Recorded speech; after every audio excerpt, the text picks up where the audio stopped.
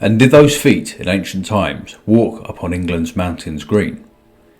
Upon the approach of the British mysteries, it is this question which you are most likely to encounter first of all, as next to his descendant Arthur, this mystery echoes the loudest.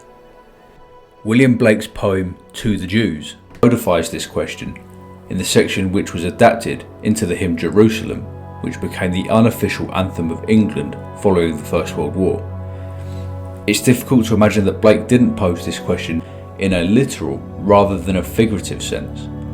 The notion of those feet touching the ground in England seems to be rather physical and corporeal.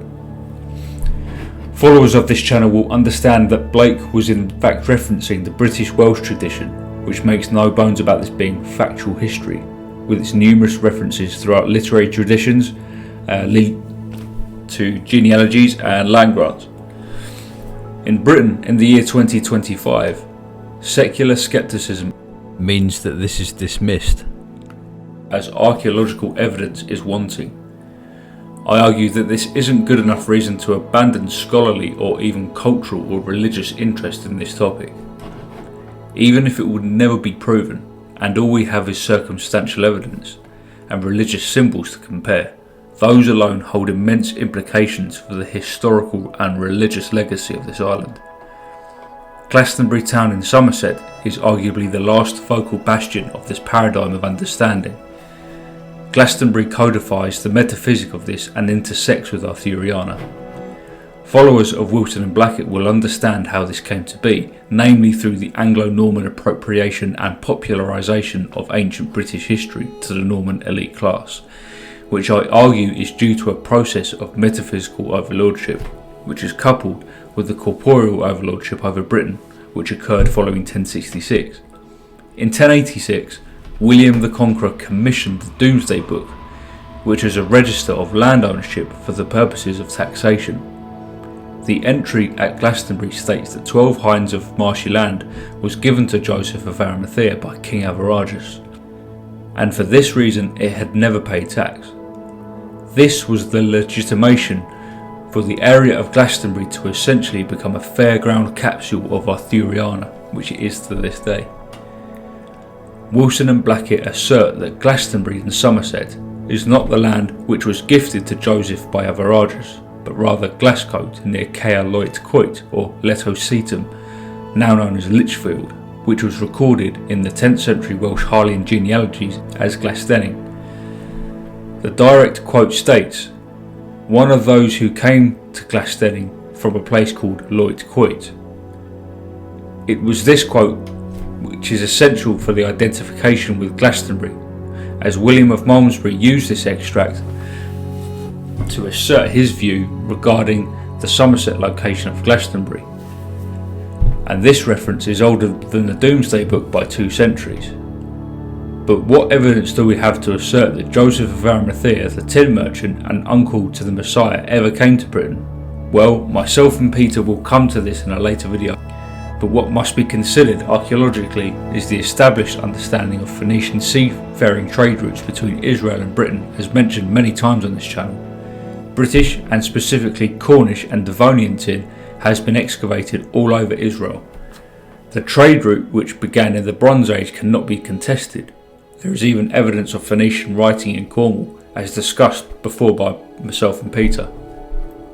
The association of Joseph of Arimathea being a tin trader, if not hard fact, is at least symbolic reference to the known connection between Britain and the Levant, which makes regarding the logistical possibilities palatable. Seafaring explorers from the Mediterranean have been visiting Britain from the birth of written history and far, far beyond. Our earliest written record is Otopithius the Greek, who is credited with estimating the circumference of Britain whilst documenting the country's farming practices as well as religion and culture.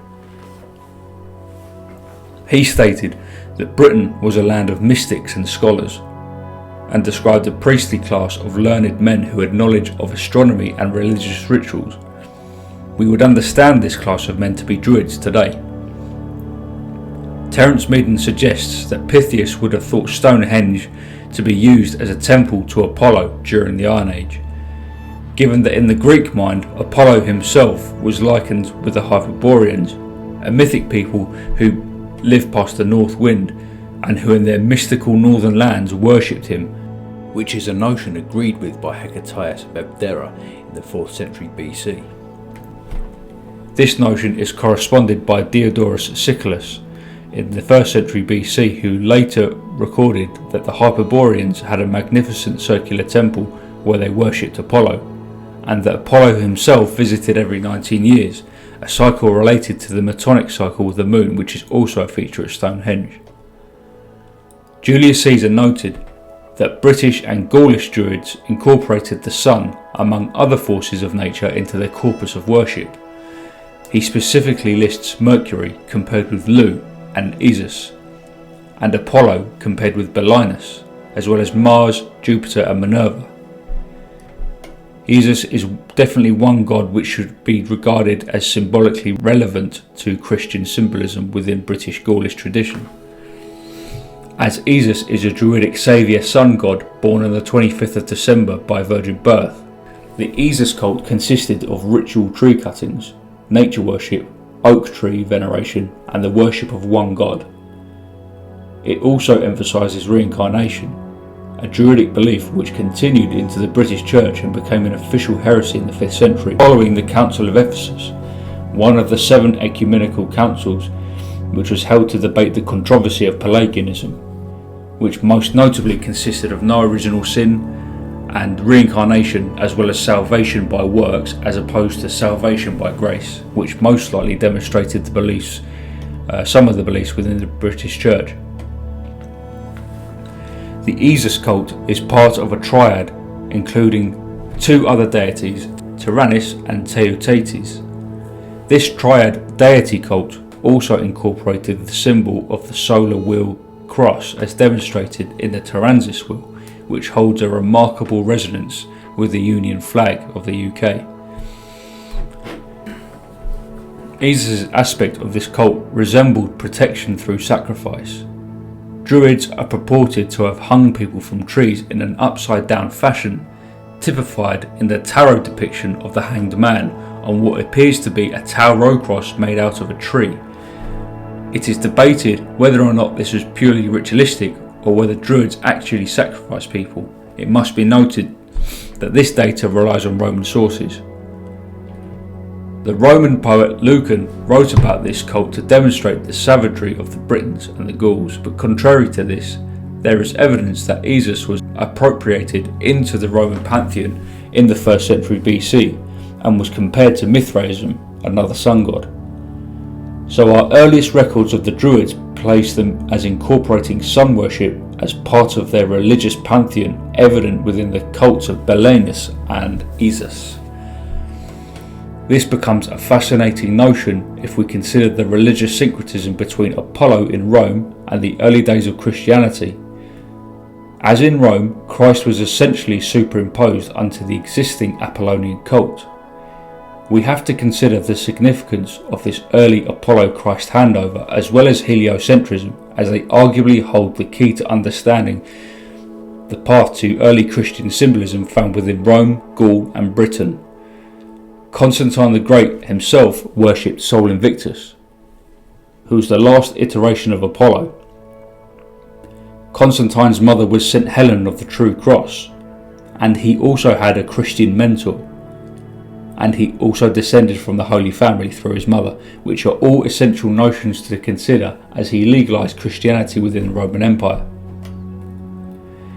We can also consider the tradition within the church architecture imagery which incorporates elements of Apollo's iconography, particularly to do with halos within stained glass and depictions of Christ as a radiant figure. Early Christians referred to Jesus as the Son, S-U-N, of righteousness, as in Malachi 4:2, or as in John 8:12, as he's described as the light of the world. And according to a memoir of Constantine, which Eusebius wrote after his death, a miraculous appearance is said to have occurred in Gaul before the Battle of the Milvian Bridge. The Roman Emperor had been pondering the misfortunes of commanders who invoked the help of many different gods. and decided to seek divine aid in the upcoming battle from the one god. At noon, Constantine saw a cross of light imposed over the sun. Not only Constantine, but the whole army saw the miracle. That night, Christ appeared, Roman Emperor, in a dream and told him to make a replica of the sign he saw in the sky. This is the birthing of the Chi-Rho cross, which harkens to the cross made by the glare of the sun rays in the sky. The list of aforementioned examples demonstrate the religious syncretism between the new adoption of Christianity through the ending of the cult of Apollo. When discussing Christian and pre-Christian syncretism, Bran has to be a talisman figure for this crossover. In the Welsh king lists, Bran is sometimes the son of Beli Mawr, the father of Cunobelinus, and is also sometimes the son of King Lear, and those two become conflated. Bran is also sometimes the son of Caradoc, who was taken to Rome following the betrayal of Cartamundia, the queen of the Brigantes, who handed Caradoc over to the Romans to secure protection and favour the Brigantes. Caradoc had fled north following his defeat of the Roman governor Publius Austerius Scapula, which ultimately led to Claudius's success in Britain. It is at this point which the British royal family were placed under house arrest in Rome for 7 years. In some versions of the tale, this is when the British royal family were converted to Christianity before returning to Britain. However, if it is true that Bran is the grandson of Cunobelinus, and that Cunobelinus is Christ, which we'll come to in a bit, it will well be the other way round. This is supported by the notion of Linus, son of Caradoc, becoming bishop of Rome immediately after Peter. In Welsh myth, the return of the British royal family to Britain is accompanied by the idea that Bran brought back the Holy Grail with Joseph of Arimathea to Britain. This finds its syncretism within the respective pagan tradition, which says that Bran retrieved the cauldron of rebirth and resurrection from Ireland. He was gifted this cauldron by a giant and his wife from the other worlds, or the Annwn. This pagan Bran is described as near enough Druidical terms and is afforded supernatural characteristics. He was described as being a giant himself, with innate wisdom and magical beliefs of resurrection. Even after his head was decapitated, it continued to speak wisdom for 87 years and was placed in the Tower of London at the Bryn Gwyn. The religious syncretism found within pagan and later Christian traditions may just codify the nexus point of these two belief systems in an attempt to demonstrate the actual crossover which occurred. When we consider that the 20 years between the ages of 13 and 33 of the life of Jesus are unaccounted for, coupled with the traditions in Britain which claim to have received Christ literally, it opens the door for speculation regarding his whereabouts during these 20 years. What acts in favour of Christ coming to Britain during this time is the fact that the Druidic training process, which is recorded by Julius Caesar and other sources to have taken exactly 20 years, which is arguably in alignment with the Metonic cycle or lunar cycle, which is associated with the lunar standstill every 19 years. Wilson Blackett identify Jesus as both a rabbi and a prince in the line of King David, bringing the notion of the King of Israel into the corporeal realm as well as the metaphysical one. When we consider the contentious issue of the possibility of a rightful heir to Jewish kingship, not only by prophecy but by bloodline legitimacy within Judea at the time of Roman occupation following the weakening of the Hasmonean rule, Britain must be considered as a safe haven for Jesus and the Holy Family, as it is outside of the Roman jurisdiction at this point in history. Britain at this point was a hub of learning. It is noted that Britain is where royal families sent their heirs to undergo training in religion, law and statesmanship. Ernest Mon, Anglesey, was recorded by Julius Caesar as the hub of learning for the Druids of the continent. There were other learning centres such as Llanidvawr, so circumstantially it's not only possible but likely. If there is any truth to Christ coming to Britain and having his religious training done here, it will be supported by the fact that the Romans referred to this place as the University of the West, so it's not unlikely. What is curious though is the number of symbolic indicators of there being a Christ cult in Britain. When we consult the Welsh genealogies, we find clues to Christ being recognised as High King of Britain during the years of his life.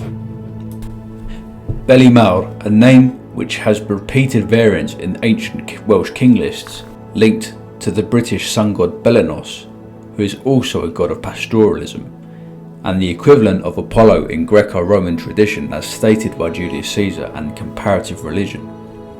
The Brits likely brought this pastoral sun god with them from Etruria with Brutus.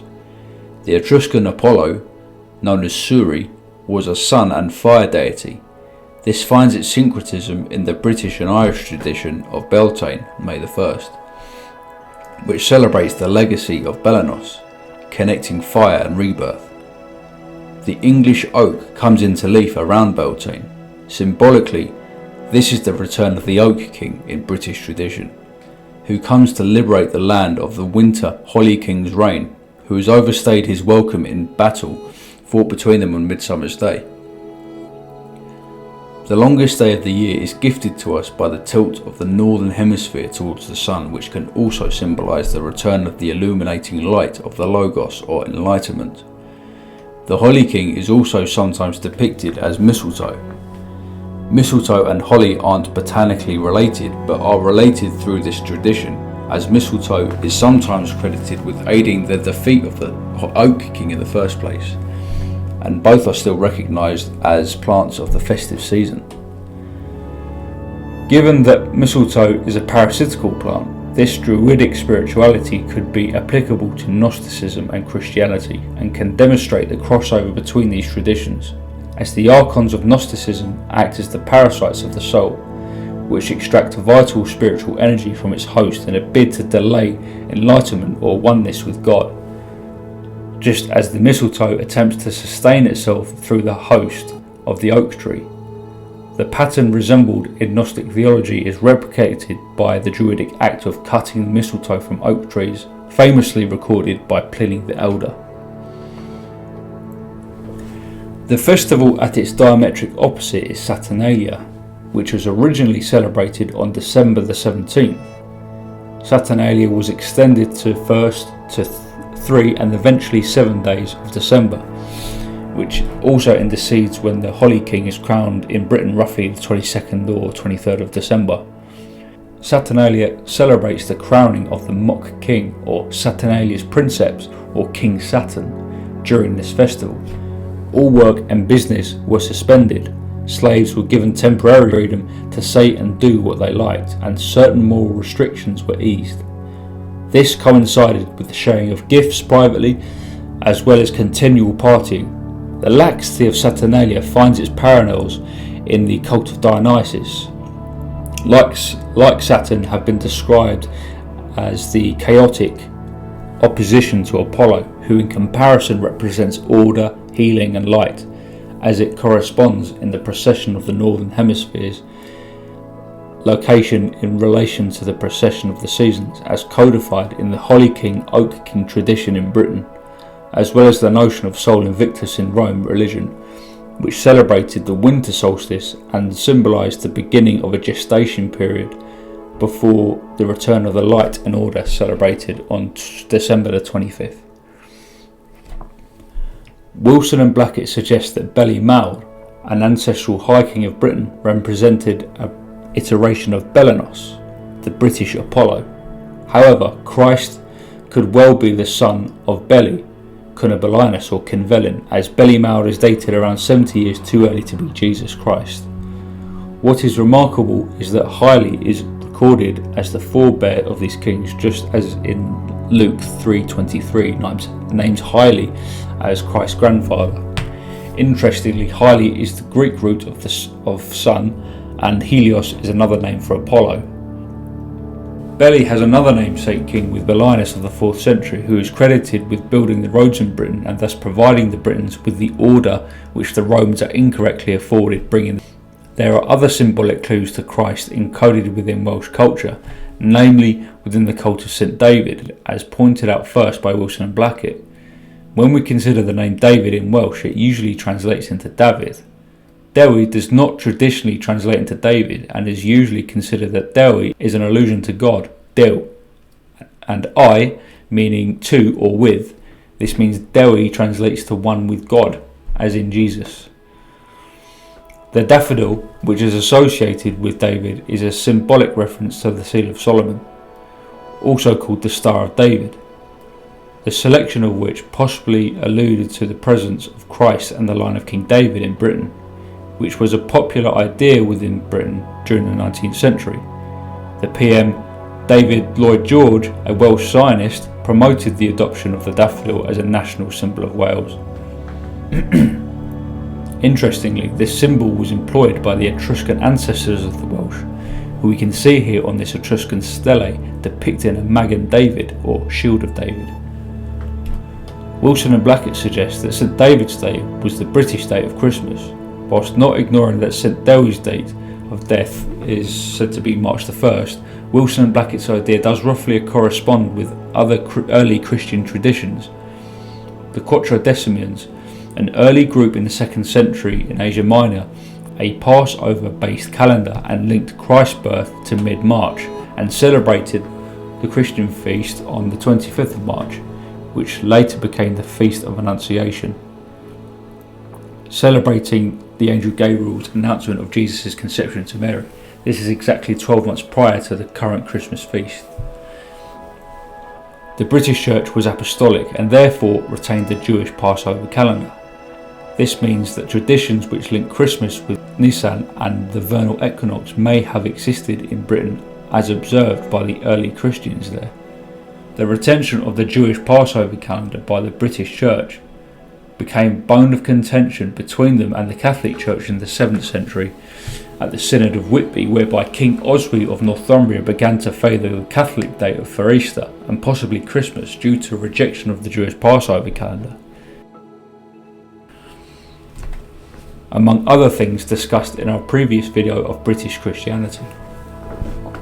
What must be noted is that the Jewish Passover calendar culture was retained among other Jewish rites by the British Church until the 11th century, which was well into the period of absorption into the Papal Church. What is curious is that St David himself was a proponent of the Papal Christianity. This is why Pope Calixtus II celebrated him and canonised him as one of the very few Welsh saints to be recognised by the Vatican. We can also determine his adherence to the Nicene Creed through his opposition to Pelagianism, which represented the remaining Druidic beliefs within the British Church. David's Catholicism meant that he more than likely rejected the British Passover date for Christmas, therefore symbolising the opposite of what would later be superimposed onto his cult when he became the patron saint of Wales. This could be due to the fact that by the time St David's Day became a popular feast in the 12th century, what remained of this so-called Celtic church was well and truly brought into the Catholic fold, meaning David's Day could have served as a fascia to suppress a more ancient tradition, albeit one which still encoded the metaphysical contents, as is consistent with this sort of thing. In some traditional genealogies, St Dewi is descendant from the Davidic royal line of Judah through St Brican and his father's line out of Anlach MacCormac, whose ancestor Eochaid Bued MacDuach married a Jewish princess, Tamar Tefi had David, who was the daughter of the king of Judah, Jehoahaz ben Josiah had David, was the 16th great-granddaughter of King David and Bathsheba. Princess Tamar Temi Hath David was sent to Ireland via Egypt and Spain by the prophet Jeremiah, who brought her and the anointed stone of the covenant, which became the stone of destiny, which is the stone traditionally employed in Scone to crown the kings of Scotland, which was looted by Edward I in 1296 after defeating the Scots under King John Balliol at the Battle of Dunbar. Given this tradition, which would render St Dewi or David as a descendant of this royal marriage between Tamar Tefi Hath David and his male ancestor Eochaid, when considering the superimposition of the name David coupled with the daffodil, which just so happens to directly correspond with the outline of the Star of David, this could be an allusion to the aforementioned traditional lineage, which was included in St David's character portrayal as patron saint of Wales.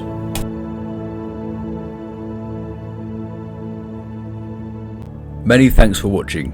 Please don't forget to like and subscribe if you enjoyed and would like to learn more about Britain's hidden history. And wishing you all a dydd Gwyl Dewi hapus wherever you are, and heddwch.